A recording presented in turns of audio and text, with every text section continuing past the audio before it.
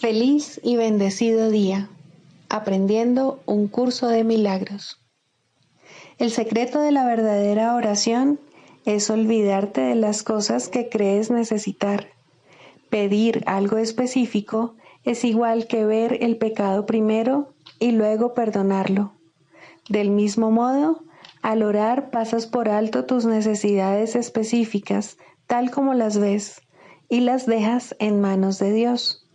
Ahí se convierten en los regalos que le haces, pues le dicen que no antepondrás otros dioses a Él, ni que quieres otro amor que el suyo. Este libro es un comienzo, no un final.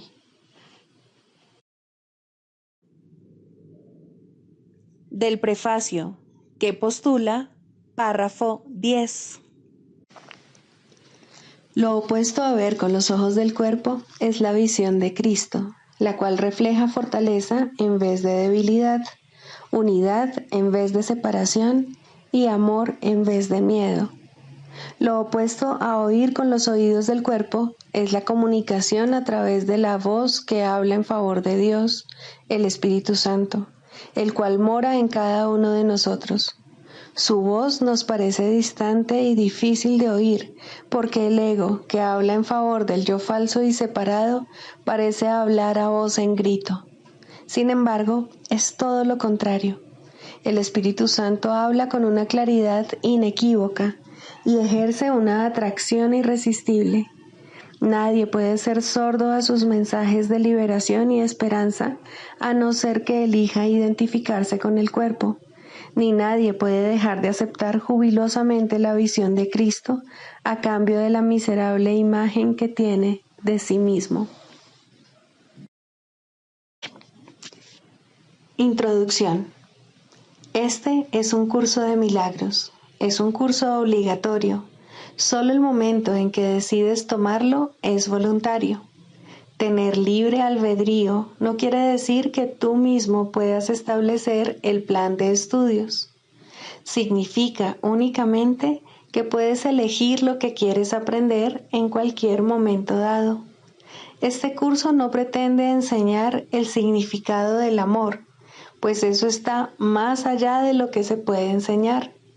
Pretende, no obstante, despejar los obstáculos que impiden experimentar la presencia del amor, el cual es tu herencia natural.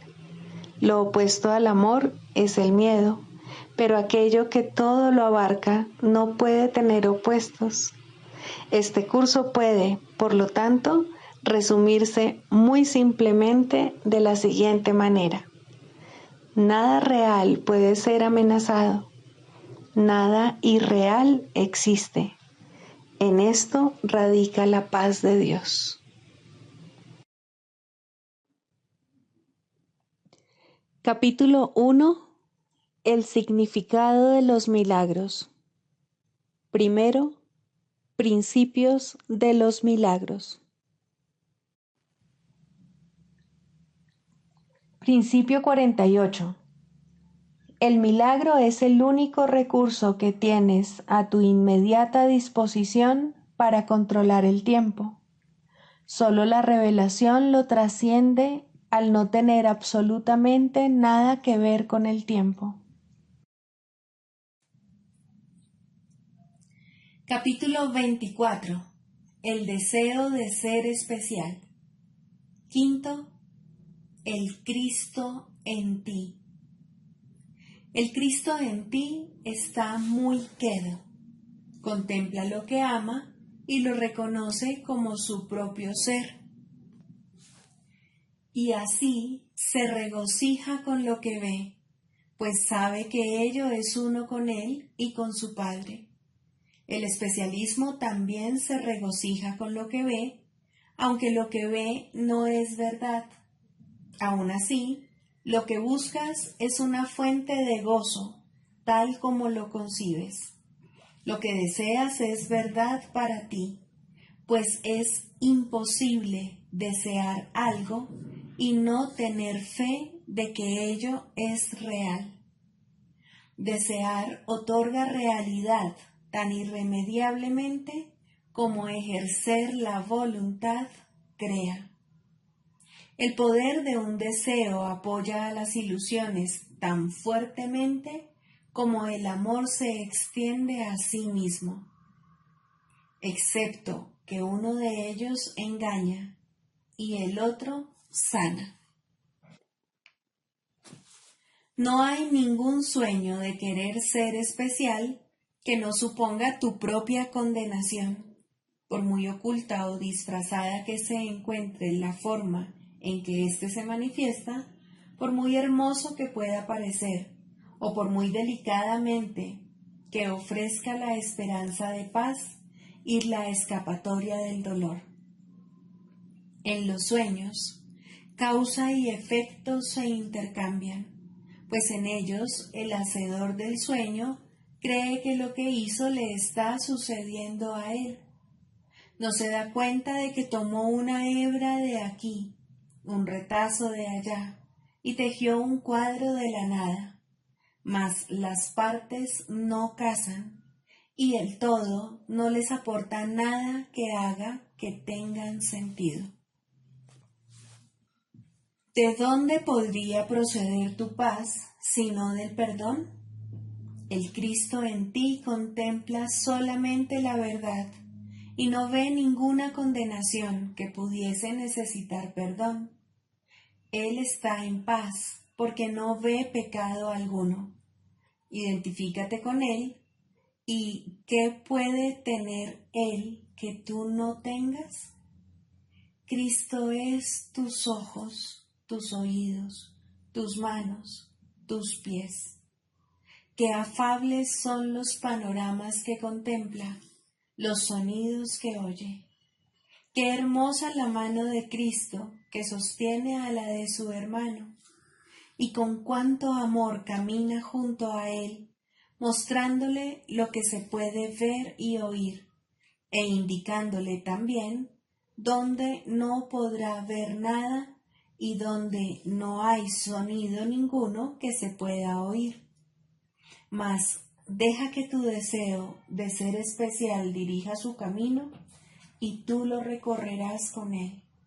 Y ambos caminaréis en peligro, intentando conducir al otro a un precipicio execrable y arrojarlo por él, mientras os movéis por el sombrío bosque de los invidentes, sin otra luz que la de los breves y oscilantes destellos de las luciérnagas del pecado, que titilan por un momento para luego apagarse.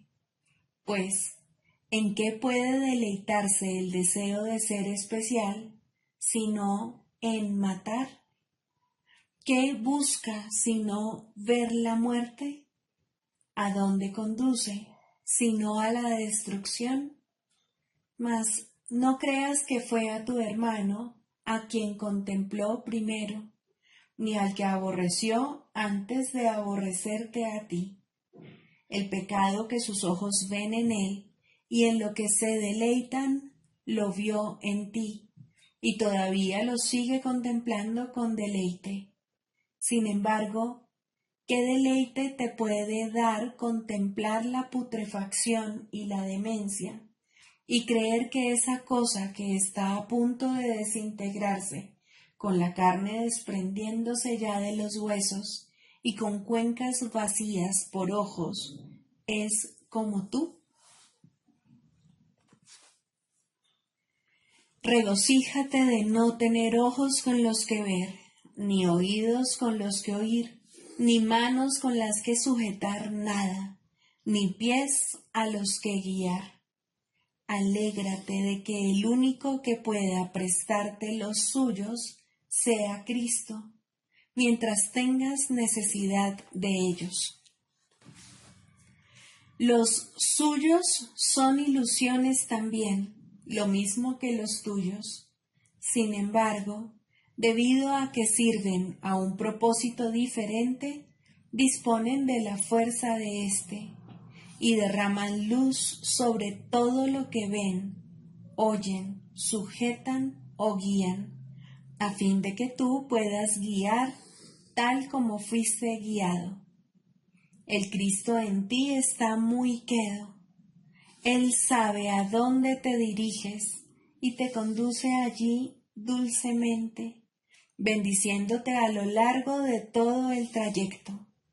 Su amor por Dios reemplaza todo el miedo que creíste ver dentro de ti. Su santidad hace que Él se vea a sí mismo en aquel cuya mano tú sujetas y a quien conduces hasta Él. Y lo que ves es igual a ti, pues ¿a quién sino a Cristo se puede ver, oír, amar y seguir a casa? Él te contempló primero, pero reconoció que no estabas completo, de modo que buscó lo que te completa en cada cosa viviente que Él contempla y ama, y aún lo sigue buscando, para que cada una pueda ofrecerte el amor de Dios. Aún así, Él permanece muy quedo, pues sabe que el amor está en ti ahora. Has sido con firmeza por la misma mano que sujeta a la de tu hermano. La mano de Cristo sujeta a todos sus hermanos en sí mismo. Él les concede visión a sus ojos invidentes y les canta himnos celestiales para que sus oídos dejen de oír el estruendo de las batallas y de la muerte. Él se extiende hasta otros a través de ellos y les ofrece su mano para que puedan bendecir toda cosa viviente y ver su santidad. Él se regocija de que estos sean los panoramas que ves y de que los contemples con Él y compartas su dicha. Él está libre de todo deseo de ser especial, y eso es lo que te ofrece a fin de que puedas salvar de la muerte a toda cosa viviente y recibir a cada una el don de vida que tu perdón le ofrece a tu ser. La visión de Cristo es lo único que se puede ver. El canto de Cristo es lo único que se puede oír. La mano de Cristo es lo único que se puede asir. No hay otra jornada salvo caminar con Él. Tú que te contentarías con ser especial y que buscarías la salvación luchando contra el amor, considera esto. El Santo Señor del cielo ha descendido hasta ti para ofrecerte tu compleción. Lo que es de Él es tuyo, porque en tu compleción reside la suya. Él, que no dispuso estar sin su Hijo, jamás habría podido disponer que tú estuvieses sin tus hermanos. Y te habría dado Él un hermano que no fuese tan perfecto como tú, y tan semejante a Él en santidad, como tú no puedes sino serlo también. Antes de que pueda haber conflicto, tiene que haber duda, y toda duda tiene que ser acerca de ti mismo. Cristo no tiene ninguna duda, y su serenidad procede de su certeza. Él intercambiará todas tus dudas por su certeza, si aceptas que Él es uno contigo y que esa unidad es interminable, intemporal, y que está a tu alcance porque tus manos son las suyas. Él está en ti, sin embargo, camina a tu lado y delante de ti, mostrándote el camino que Él debe seguir para encontrar su propia compleción. Su quietud se convierte en certeza. ¿Y dónde está la duda una vez que la certeza ha llegado?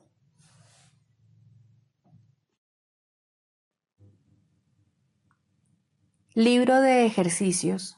Pregunta 10. ¿Qué es el juicio final? El segundo advenimiento de Cristo le confiere al Hijo de Dios este regalo: poder oír a la voz que habla por Dios, proclamar que lo falso es falso y que lo que es verdad jamás ha cambiado. Y este es el juicio con el que a la percepción le llega su fin.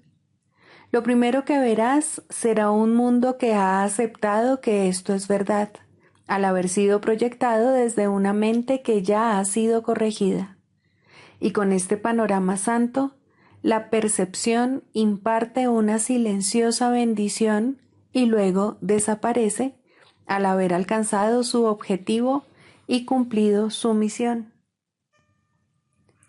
El juicio final sobre el mundo no encierra condena alguna, pues ve a éste completamente perdonado, libre de pecado y sin propósito alguno. Y al no tener causa ni función ante los ojos de Cristo, simplemente se disuelve en la nada.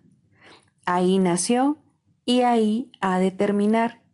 Y todas las figuras del sueño con el que el mundo comenzó desaparecen con él.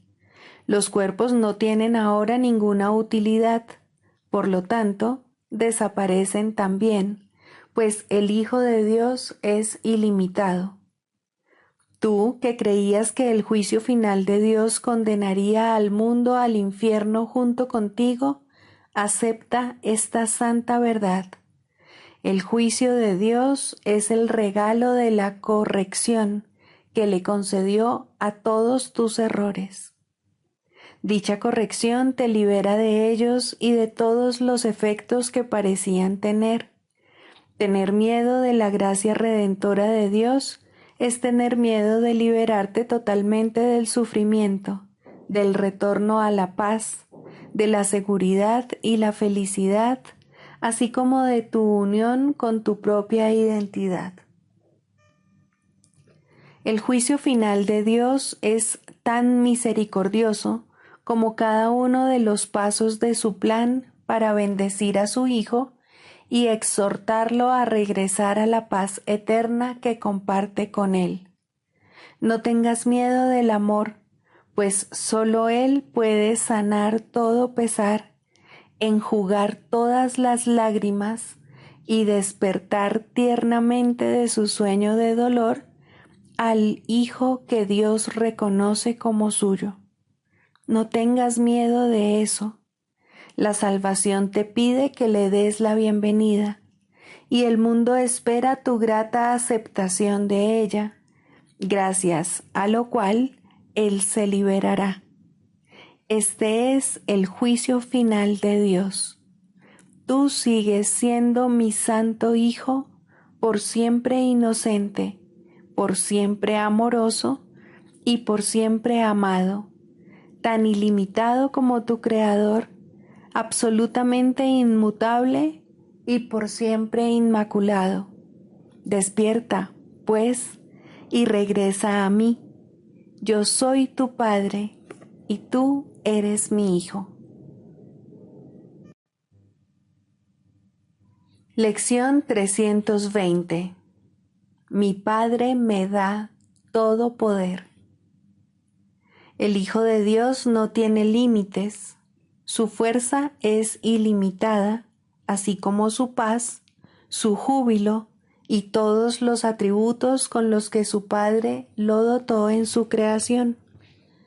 Lo que dispone con su Creador y Redentor se hace. Lo que su santa voluntad dispone jamás puede ser negado, porque su Padre refulge en su mente y deposita ante ella toda la fuerza y amor de la tierra y del cielo. Yo soy aquel a quien todo esto se le da. Yo soy aquel en quien reside el poder de la voluntad del Padre. Tu voluntad puede hacer cualquier cosa en mí y luego extenderse a todo el mundo a través de mí. Tu voluntad no tiene límites. Por lo tanto, a tu Hijo se le ha dado todo poder.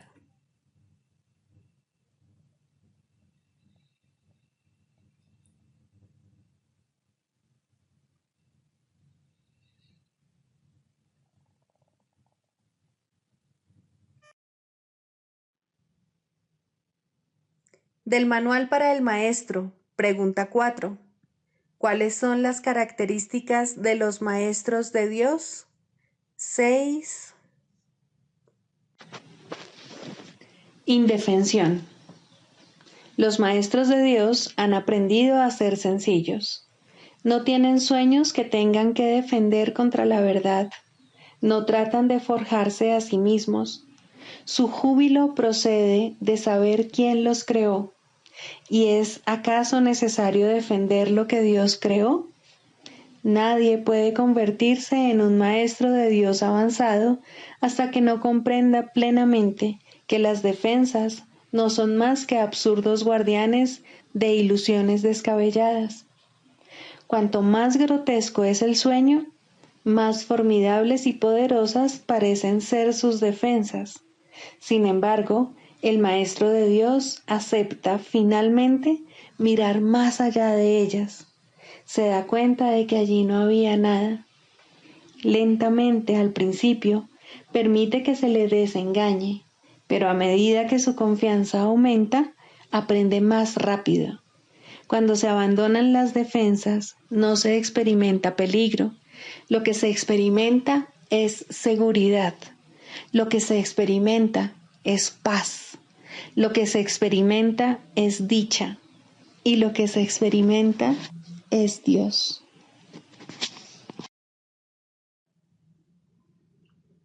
Manual para el maestro, pregunta 16. ¿Cómo debe pasar el día el maestro de Dios? Para un maestro de Dios avanzado, esta pregunta es irrelevante. No tiene un programa fijo, pues las lecciones cambian de día en día. Pero el maestro de Dios está seguro de una sola cosa: las lecciones no cambian al azar. Al darse cuenta de esto y entender que es verdad, el maestro descansa contento. Se le dirá cuál ha de ser su papel hoy, mañana y siempre.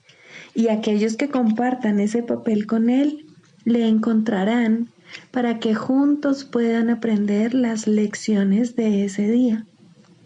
Nadie de quien él tenga necesidad estará ausente. No se le enviará a nadie que no tenga un objetivo de aprendizaje ya establecido y que pueda aprender ese mismo día. Para el maestro de Dios avanzado, esta pregunta es, por consiguiente, superflua. Ya la planteó y ya se le contestó, y él se mantiene en continuo contacto con la respuesta. Ya lo tiene todo y ve desplegarse ante él, seguro y libre de obstáculos, el camino que tiene que recorrer. Pero, ¿qué ocurre con aquellos que todavía no han alcanzado la certidumbre que él posee? Esos aún no están listos para una falta de estructura así. ¿Qué es lo que tienen que hacer para aprender a entregarle el día a Dios?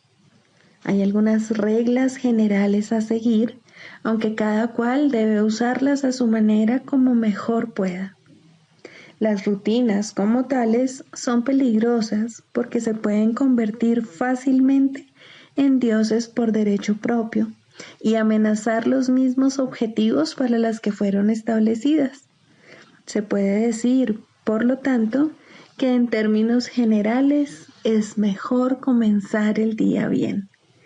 Siempre es posible, no obstante, comenzar de nuevo si no se comenzó debidamente. Con todo, es obviamente ventajoso comenzarlo bien y de esa manera ahorrar tiempo. En un principio es aconsejable pensar en función del tiempo, aunque este no es de ningún modo el criterio esencial, probablemente es el más fácil de observar al principio. Inicialmente se hace hincapié en ahorrar tiempo, que si bien sigue siendo importante a lo largo de todo el proceso de aprendizaje, se recalcará cada vez menos. De entrada, podemos decir con seguridad que el tiempo que se dedica a comenzar bien el día ciertamente ahorra tiempo. ¿Cuánto tiempo debe emplearse en ello? Eso depende del mismo Maestro de Dios, quien no puede adjudicarse a sí mismo ese título hasta que haya completado el libro de ejercicios, ya que estamos aprendiendo dentro del marco de este curso. Después de haber finalizado las sesiones de práctica más estructuradas contenidas en el libro de ejercicios, la necesidad individual será el factor determinante. Este curso es siempre práctico.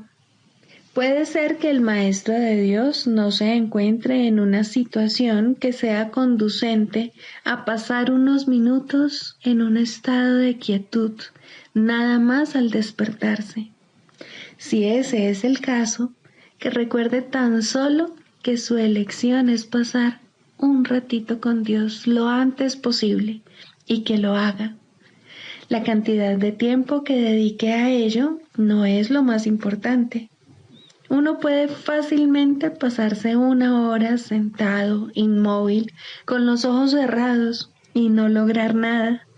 O bien puede, con igual facilidad, dedicarle a Dios solo un instante y en ese instante unirse a Él completamente.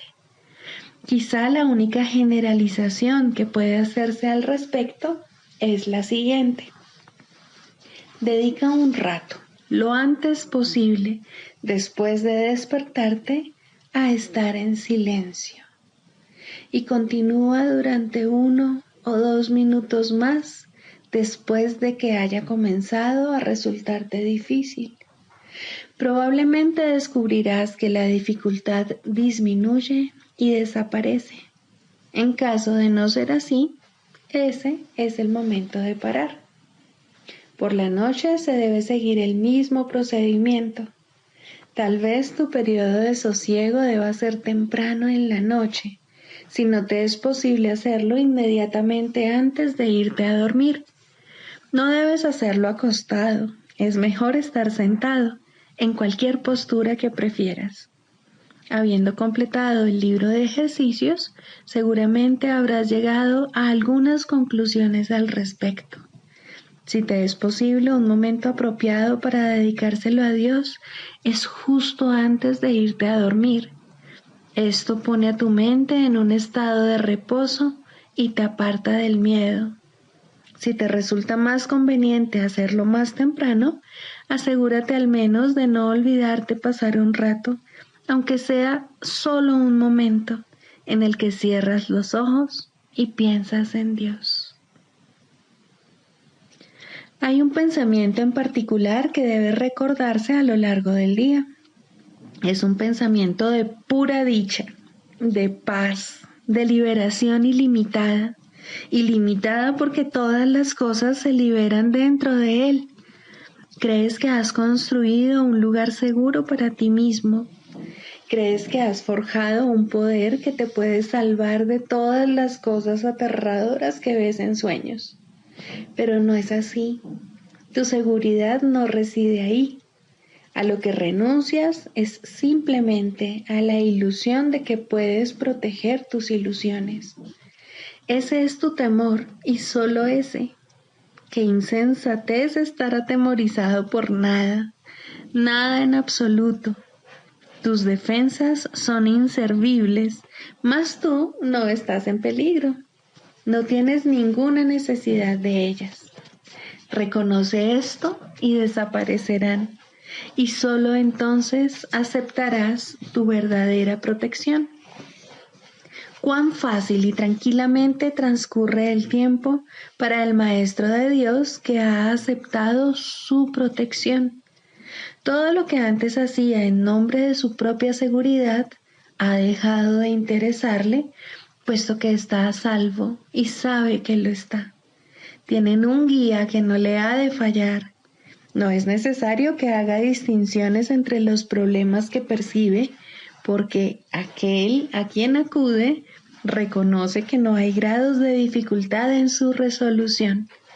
está tan a salvo en el presente como lo estaba antes de que su mente aceptase las ilusiones y como lo estará cuando las haya abandonado. Su estado no cambia con la ocasión o con el lugar, porque todas las ocasiones y todos los lugares son uno para Dios. En esto reside su seguridad, no tiene necesidad de nada más. Con todo, habrá tentaciones a lo largo del camino que al Maestro de Dios aún le queda por recorrer y tendrá necesidad de recordarse a sí mismo durante el transcurso del día que está protegido. ¿Cómo puede hacer eso? Especialmente en los momentos en que su mente está ocupada con cosas externas. Lo único que puede hacer es intentarlo, y su éxito dependerá de la convicción que tenga de que va a triunfar. Deberá tener absoluta certeza de que su éxito no procede de él, pero que se le dará en cualquier momento, lugar o circunstancia que lo pida. Habrá ocasiones en que su certeza flaqueará, y en el momento en que esto ocurra, el Maestro de Dios volverá a tratar, como antes, de depender únicamente de sí mismo. No olvides que eso es magia, y la magia es un pobre sustituto de la verdadera ayuda. No es suficientemente buena para el Maestro de Dios, porque no es suficientemente buena para el Hijo de Dios. Evitar la magia es evitar la tentación, pues toda tentación no es más que el intento de sustituir la voluntad de Dios por otra. Estos intentos pueden parecer ciertamente aterradores, pero son simplemente patéticos. No pueden tener efectos, ya sean buenos o malos, sanadores o destructivos, tranquilizadores o aterradores, gratificantes o que exijan sacrificio. Cuando el Maestro de Dios reconozca que la magia simplemente no es nada, habrá alcanzado el estado más avanzado. Todas las lecciones intermedias no hacen sino conducirle a este estado y facilitar el que este objetivo esté más cerca de reconocerse, pues cualquier tipo de magia, sea cual sea su forma, es simplemente impotente. Su impotencia explica por qué es tan fácil escaparse de ella. Es imposible que lo que no tiene efectos pueda aterrorizar. No hay nada que pueda sustituir a la voluntad de Dios. Dicho llanamente, a este hecho es al que el Maestro de Dios dedica su día. Cualquier otro sustituto que acepte como real tan solo puede engañarle, mas está a salvo de cualquier engaño si así lo decide. Quizá necesite recordar: Dios está conmigo, no puedo ser engañado. Quizá prefiera usar otras palabras, o solo una, o ninguna. En cualquier caso, debe abandonar toda tentación de aceptar la magia como algo verdadero y reconocer que no solo no es aterradora, ni pecaminosa, ni peligrosa, sino que simplemente no significa nada. Al estar arraigada en el sacrificio y la separación, que no son más que dos aspectos de un mismo error, el Maestro de Dios elige simplemente renunciar a todo lo que nunca tuvo, y a cambio de ese sacrificio, entre comillas, se le restaura el cielo en su conciencia. ¿No te gustaría un intercambio así? El mundo lo haría gustosamente si supiera que se puede hacer. Los maestros de Dios son los que deben enseñarle que sí se puede, y por lo tanto, su función es asegurarse de que ellos mismos lo hayan aprendido. No hay otro riesgo durante el día, excepto el de poner tu confianza en la magia, pues solo eso conduce al dolor. No hay más voluntad que la de Dios. Sus maestros saben que esto es así, y han aprendido que todo lo demás es magia. Lo que mantiene viva la creencia en la magia es la ilusión simplista de que la magia da resultado. Los maestros de Dios deben aprender a detectar las diversas formas de magia a lo largo de todo su entrenamiento, cada día y cada hora, e incluso cada minuto y cada segundo, y a percibir el hecho de que no significan nada. Cuando se las deja de temer, desaparecen, y así se vuelve a abrir la puerta del cielo, y su luz puede volver a irradiar sobre la mente que se encuentra en paz. Clarificación de términos. 5. Jesús, Cristo. No necesitas ayuda para entrar en el cielo, pues jamás te ausentaste de él, pero sí necesitas una ayuda que proceda de más allá de ti, pues te encuentras limitado por falsas creencias con respecto a tu identidad, la cual solo Dios estableció en la realidad. Los ayudantes que se te proveen varían de forma, aunque ante el altar son uno solo. Más allá de cada uno de ellos se encuentra un pensamiento de Dios, y esto jamás ha de cambiar. Pero sus nombres difieren por un tiempo, puesto que el tiempo necesita símbolos, siendo de por sí irreal. Sus nombres son legión, pero no nos extenderemos más allá de los nombres que el curso en sí emplea. Dios no provee ayuda, pues no sabe de necesidades. Sin embargo, Él crea todos los ayudantes que su Hijo pueda necesitar, mientras éste siga creyendo que sus fantasías son reales. Dale gracias a Dios por ellos, pues son quienes te conducirán de regreso a tu hogar. El nombre de Jesús es el nombre de uno que, siendo hombre, vio la faz de Cristo en todos sus hermanos y recordó a Dios. Al identificarse con Cristo, dejó de ser un hombre y se volvió uno con Dios. El hombre era una ilusión, pues parecía ser un ser separado que caminaba por su cuenta, dentro de un cuerpo que aparentemente mantenía a su ser separado de su ser, como hacen todas las ilusiones.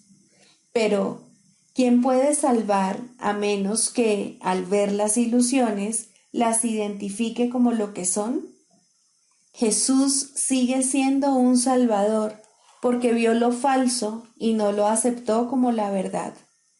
Cristo necesitó su forma para poder presentarse ante los hombres y salvarlos de sus ilusiones.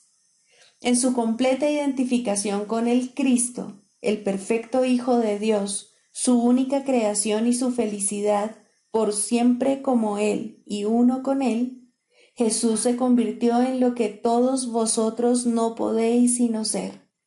Mostró el camino para que le siguieras.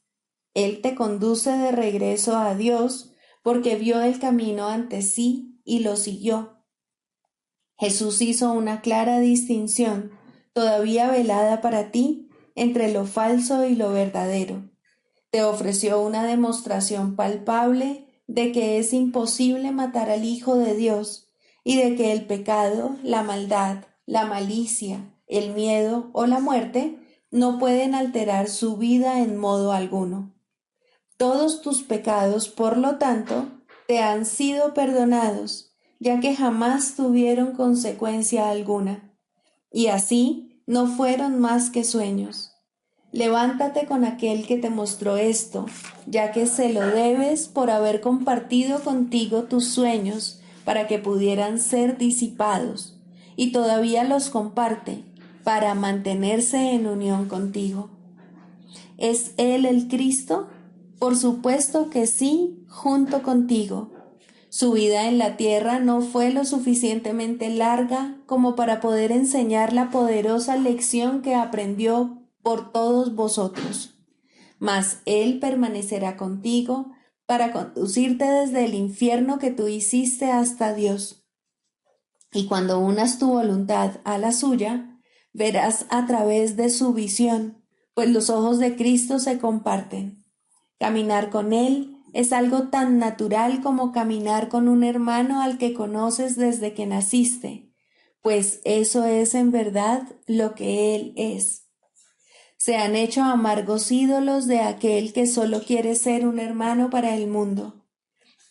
Perdónale tus fantasías y comprende lo mucho que amarías a un hermano así, pues Él por fin le brindará descanso a tu mente y la llevará contigo ante tu Dios. ¿Es Él el único ayudante de Dios?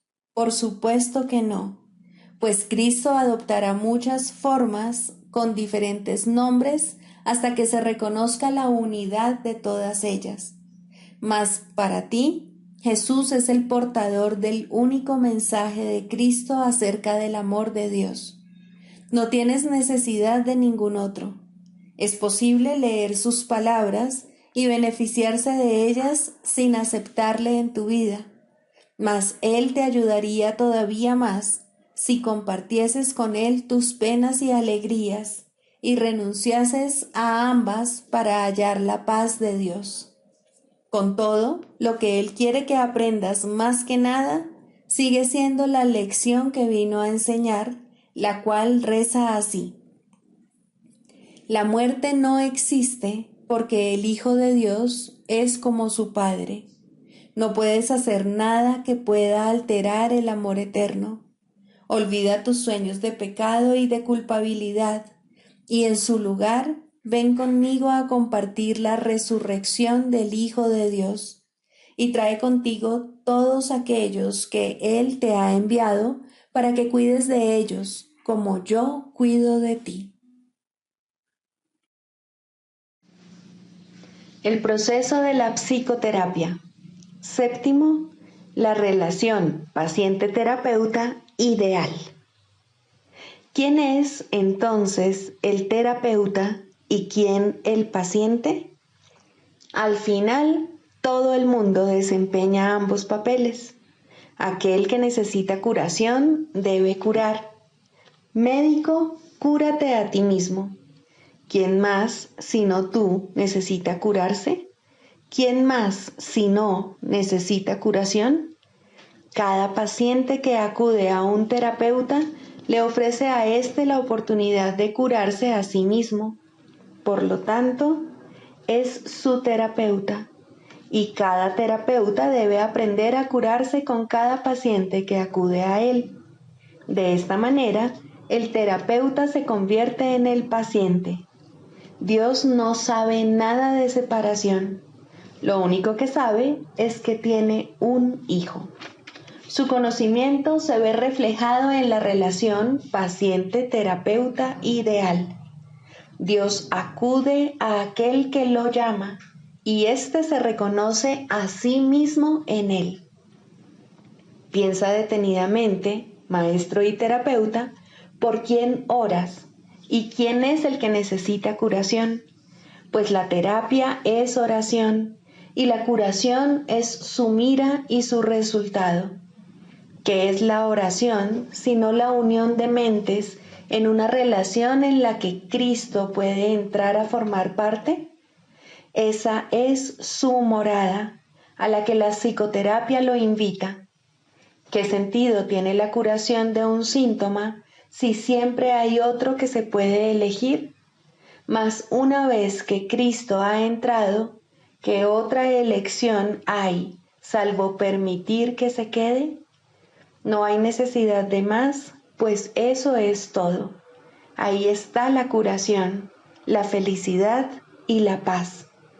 Estos son los síntomas de la relación paciente-terapeuta ideal, que reemplazan a aquellos con los que el paciente llegó cuando vino pidiendo ayuda. El proceso que realmente tiene lugar en esa relación es uno en el que el terapeuta le dice de todo corazón a su paciente que todos sus pecados han sido perdonados junto con los propios.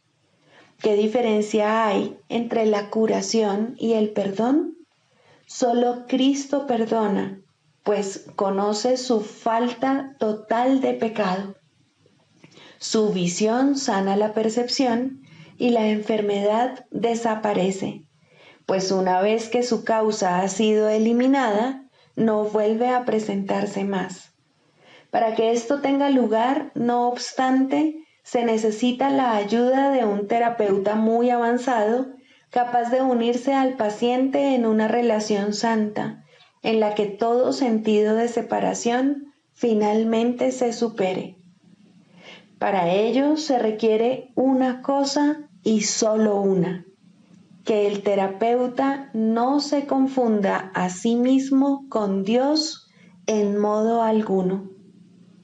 Todo sanador no sanado cae en esta confusión fundamental de una u otra forma al considerarse como su propio creador en lugar de creado por Dios.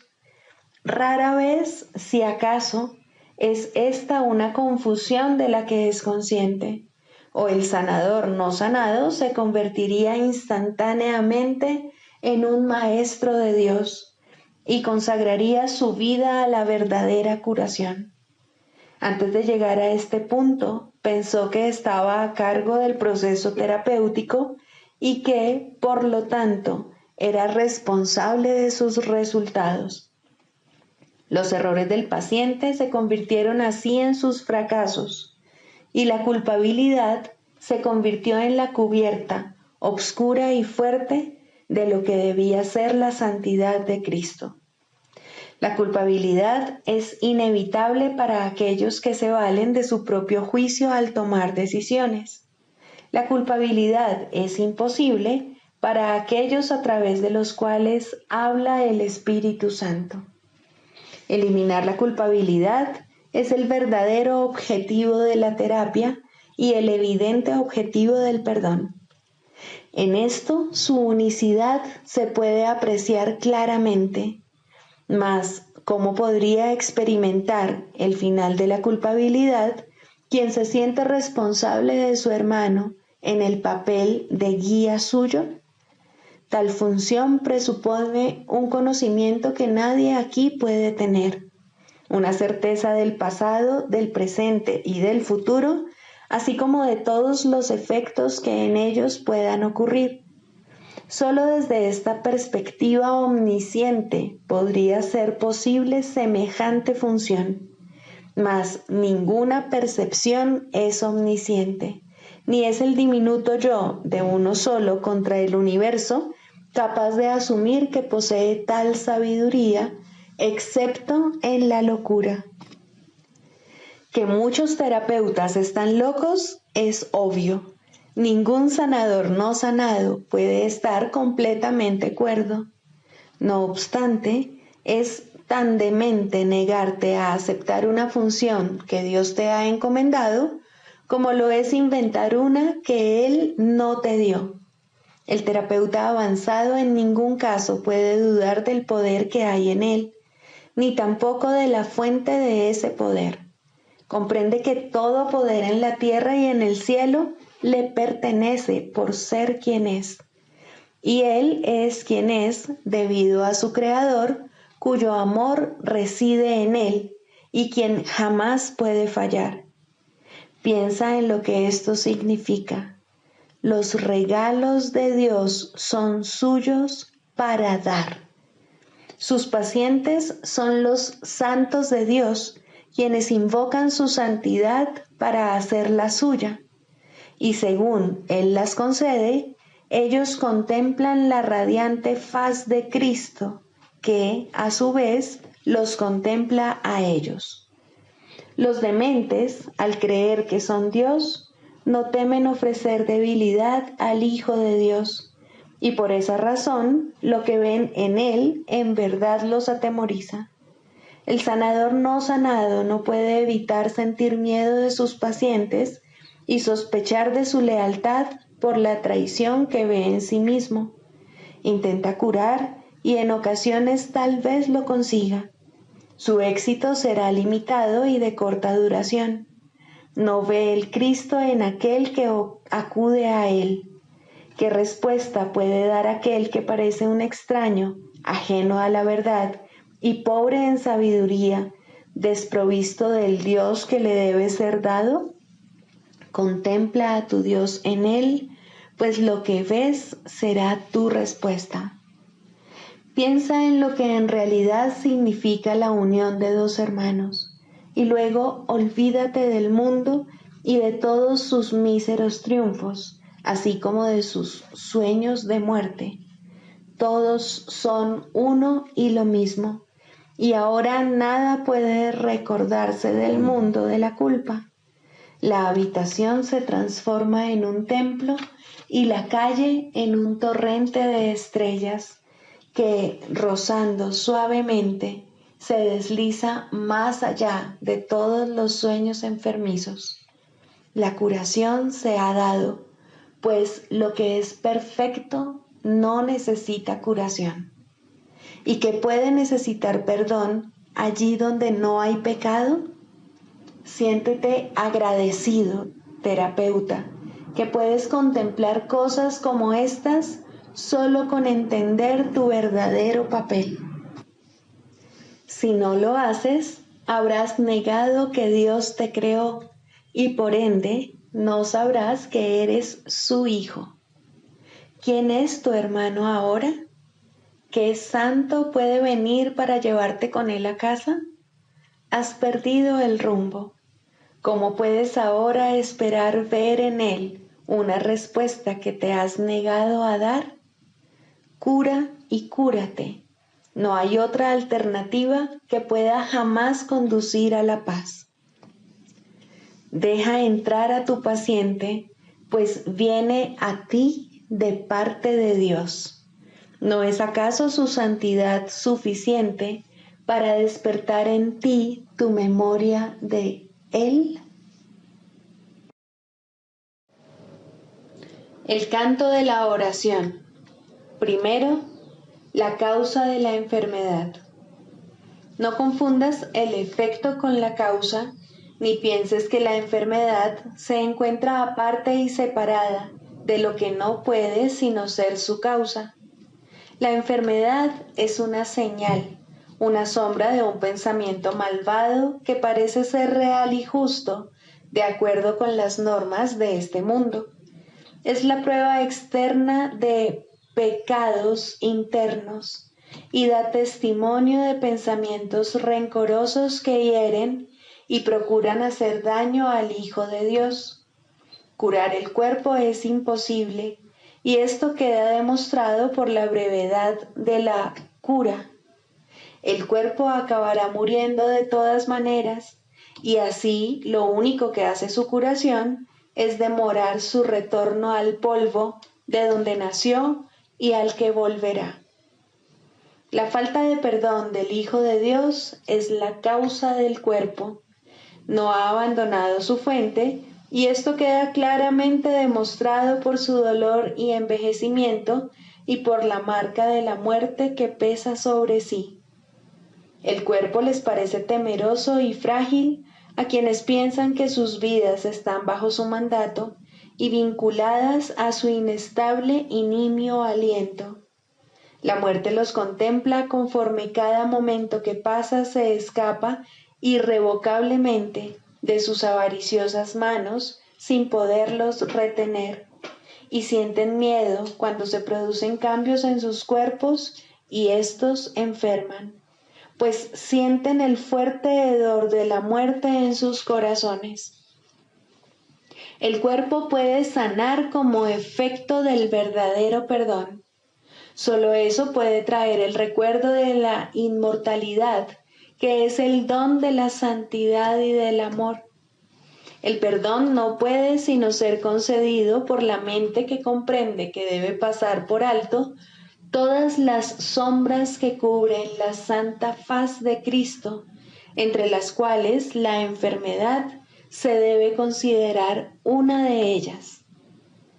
No es nada más que esto, la señal del juicio hecho de un hermano sobre otro hermano y del Hijo de Dios sobre sí mismo, pues ha condenado al cuerpo a ser su prisión y olvidó que fue Él quien le adjudicó ese papel.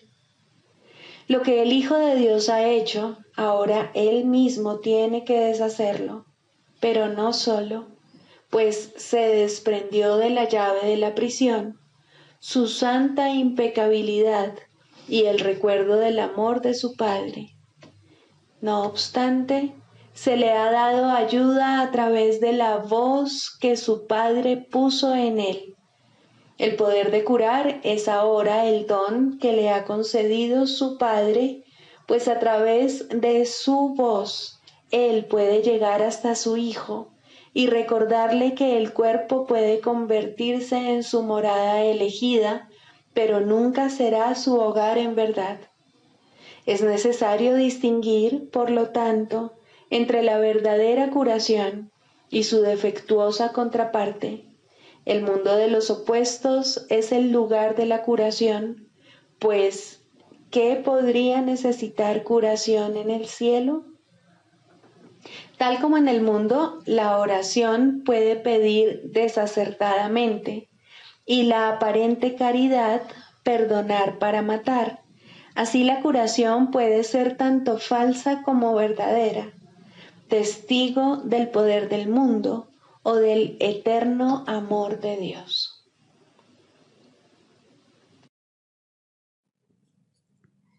Sigamos a Jesús haciendo del perdón algo tan natural como respirar y algo tan vital como el aire.